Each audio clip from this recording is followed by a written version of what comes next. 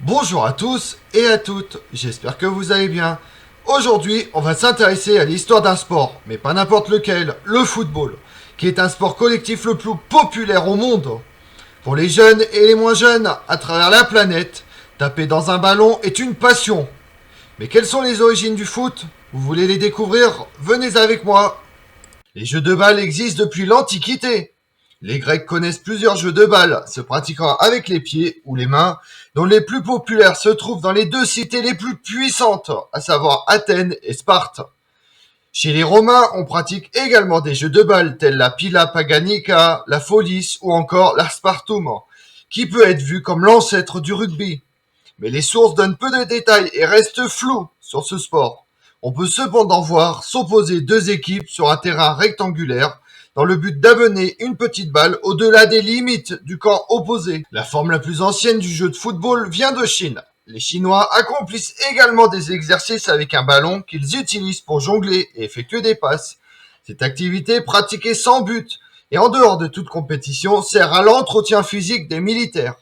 Les premiers textes concernant le Kujou datent de la fin du IIIe siècle avant Jésus-Christ et sont considérés comme les textes les plus anciens liés au sport chinois.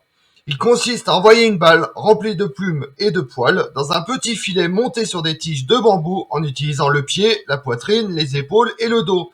Mais il est formellement interdit d'utiliser les mains. Au Japon, on trouve également le kemari, jeu consistant à se passer une balle entre différents joueurs disposés en cercle sans qu'elle ne touche par terre.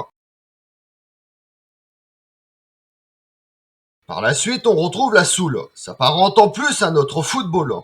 Jeu d'équipe qui se pratique avec un ballon est apparu au Moyen-Âge, autour de 1147 en Bretagne et en Normandie, et dans les îles britanniques. Deux équipes s'affrontent autour d'un ballon rempli de foin ou de son. Le principe était de lancer la balle à la main ou avec le pied jusqu'à la déposer dans un but. De ce point de vue, le football et le rugby ont une origine commune, s'agissant souvent de mêlées très viriles, parfois violentes. À la fin du XVe siècle, le calcio florentin apparaît en Italie. Lointain cousin de l'aspartum des Romains, ces règles sont formalisées en 1580 par Giovanni Bardi.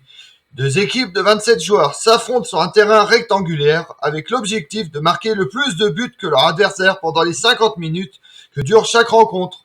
Sous la surveillance d'un arbitre, les joueurs sont, pour la plupart, des nobles âgés de 18 à 45 ans.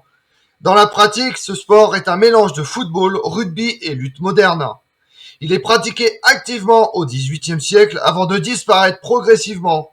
La dernière partie officielle connue a lieu en 1739. Bien que longtemps interdite pour des raisons militaires en Angleterre ou de productivité économique en France, la soule, malgré sa brutalité, reste populaire jusqu'au début du XIXe siècle, dans les îles britanniques et dans un grand quart nord-ouest de la France. Le jeu est également pratiqué par les colons d'Amérique du Nord. Il est notamment interdit par les autorités de la ville de Boston en 1657. Ce jeu primitif, pratiqué par les Britanniques, héritier de la soule médiévale, est caractérisé par son peu d'organisation et son degré de violence. Contrairement au calcio florentin, le nombre de joueurs n'est pas défini. Il est dans certains cas illimité. Et les limites du jeu ne sont pas bien établies. Uniquement la règle, amener le ballon dans le but, et une seule interdiction, aucune mort. C'est en Angleterre, en 1848, que des étudiants de différents établissements de Cambridge ont ébauché les premières esquisses des règles du football. Ce sont les règles de Cambridge. Le jeu à la main est cependant toujours autorisé. Il faut attendre 1863, avec la création de la Fédération anglaise de football, pour voir ce sport adopter une véritable législation officielle. Les règles interdisent de porter des coups de pied aux joueurs et de toucher le ballon avec les mains. Le premier match officiel a lieu le 16 décembre 1860 entre Sheffield FC et Hallam FC. Le match se joue alors à 16 contre 16. Autre date importante, le match entre Londres et Sheffield en 1866 est la première rencontre de football dont la durée a été fixée à 90 minutes. C'est en 1885 que le football devient un sport professionnel en Angleterre. La première compétition nationale a lieu en 1872, c'est la FA Challenge Cup. La première rencontre internationale de football a lieu en 1872 entre l'Angleterre et l'Écosse.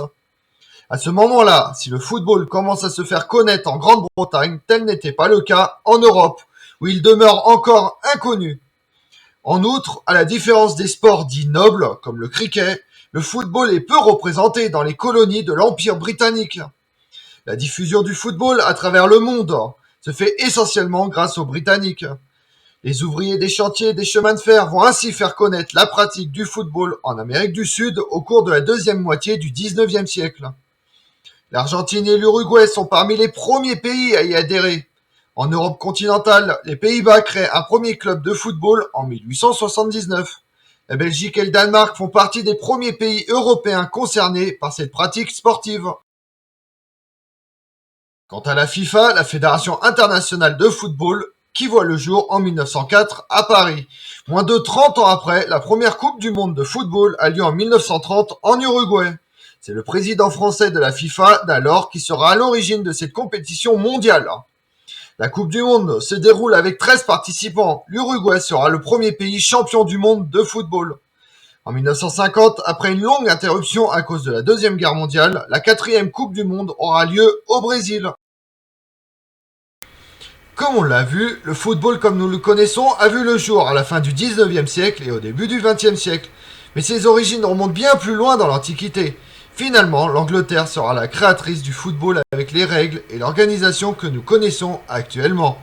Je vous remercie d'avoir suivi cette vidéo en ma compagnie. Si vous voulez connaître mes autres vidéos, retrouvez-moi sur ma chaîne YouTube Tout sur l'Histoire avec Damien et sur les réseaux sociaux Twitter et Instagram Histoire Damien.